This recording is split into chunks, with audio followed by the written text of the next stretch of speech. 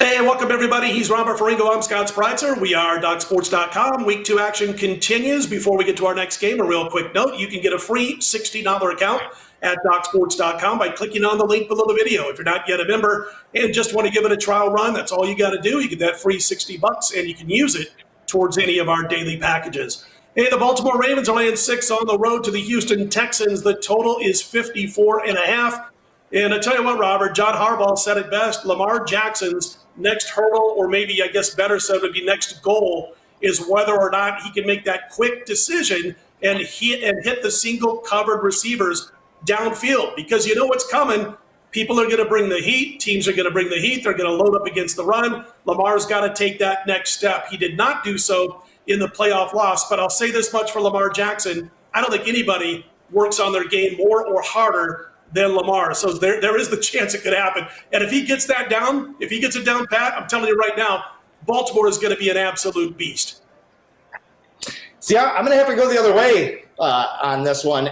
I'm not a big fan of Baltimore this year. They're still a very good team. I love the way they play. I love this organization and its approach. I love their old school approach that we're just going to pound you into oblivion, okay? Sure. I can get behind that. But you know what? Going into last year, people were a little unsure what they were going to expect from this Baltimore Ravens offense. Now they know, okay? Teams have had all offseason to prepare for this Ravens attack. Now, that doesn't mean necessarily that they're going to be able to stop it, particularly a Houston team that was ranked 28th in total yards allowed last year. But teams are going to be much more prepared for what Baltimore brings to the table this year. And I think that they're going to be overvalued because of those 14 wins that they had last season.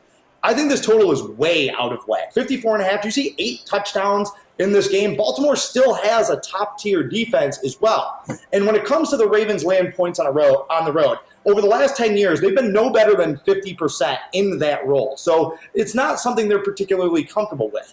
Everybody is selling Houston Texans stock because they've had such kind of a disastrous offseason. But if you look at their roster, it's not that bad. There's not a huge drop-off from what they've been the last few years to what they are now. This feels like giving Deshaun Watson a few too many points.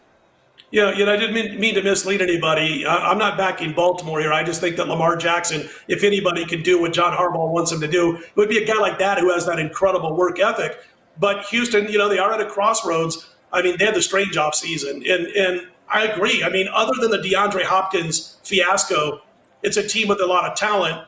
And when healthy on defense, and I'm talking about J.J. Watt mainly, they can create some issues for opposing offenses. It's not an easy spot for Baltimore. They have a divisional game in Week 1 against Cleveland, and guess who's up next? A date with the Kansas City Chiefs.